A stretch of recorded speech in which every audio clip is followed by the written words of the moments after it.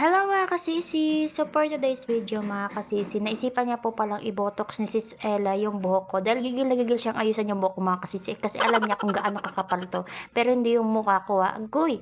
So ayan mga kasisi. So nakikita niyo ang kapal talaga ng buhok ko mga kasisi. At sa totoo lang mga kasisi, nakailang ulit na tanong na yun si Sis Ella na i-botox din yung buhok ko mga kasisi. Dahil nga alam niya kung gaano na to ka-dry. Kaya pumayag din ako mga kasisi dahil gusto ko gumanda. Agoy!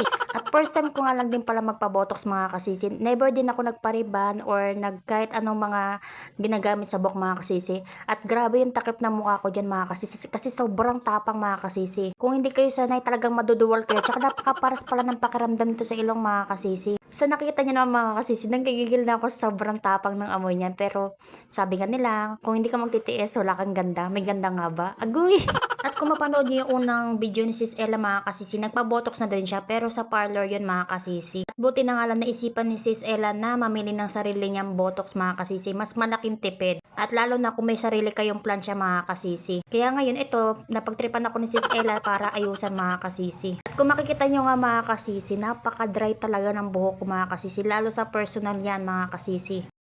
Matapos nga niyang lagyan ng botox at plansyahin yung buhok ko mga kasisi, at eto grabe nito ako mga kasisi kasi nag-improve yung buhok ko. Habang nagbo-voice record niya ako, hindi ko din napigilan na matawa kasi nga nakita ko kung ano yung before and after ng buhok ko mga kasisi. Nakikita niyo mga kasisi, hindi pa tapos si Sis Ella magplansya ng buhok ko kasi nga makapal talaga yung buhok ko mga kasisi. Pero hindi yung mukha ulitin ko. Agoy!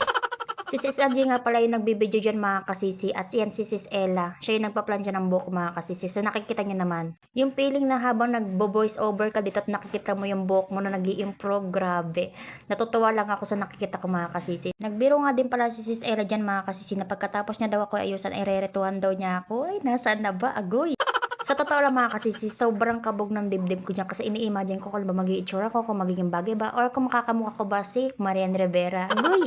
So ayan mga kasisi. Tapos niyang plansyahin yan mga kasisi, isusunod niya na yung buhok na hawak-hawak ko mga kasisi. Pero matapang talaga yung pang botox mga kasisi. Kahit na pinaplansya na siya ni Sis Ella, naaamoy ko pa rin mga kasisi.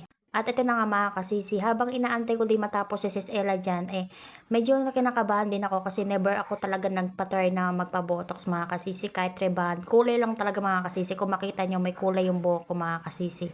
Nakakatuwa nga lang din mga kasisi dahil never ako nagpaayos ng buhok talaga mga kasisi all my life. Pero nandiyan si Sis Ella na willing to fix my hair. O diba English yan?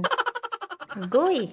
At sa totoo lang mga kasisi, nagpa-botox din si Sis Angie dyan ng buhok pero hindi na nabidyoan. So, mas maganda kasi bidyoan daw yun sa akin kasi mas makapal, tsaka mas dry na dry. Mas maganda ipakita yung before and after mga kasisi. Dahil nga maganda na yung buhok ni Sis Angie at kahit binotox, mas nag-improve din yung buhok niya mga kasisi. Hindi na rin napakita mga kasisi, kaya sa buhok ko na lang siya babawi.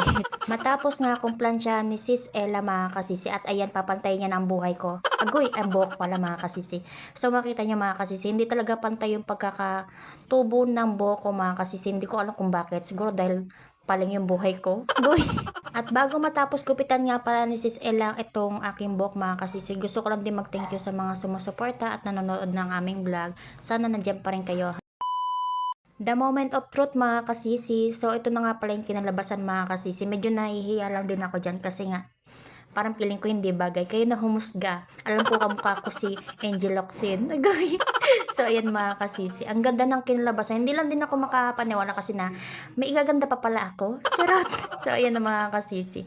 Nakakahiyaman sa inyong paningin pero wala pa ako masyadong ayos dyan. Baka malalo kayo ma-in love. Joke! So ayan mga kasisi. Maraming salamat sa nanood at sana nag-enjoy kayo sa aking pagbobotox ng buhok. At maraming salamat din pala kay Sis Ella. Mabuhay ka. Mwah. Thank you so much. God bless.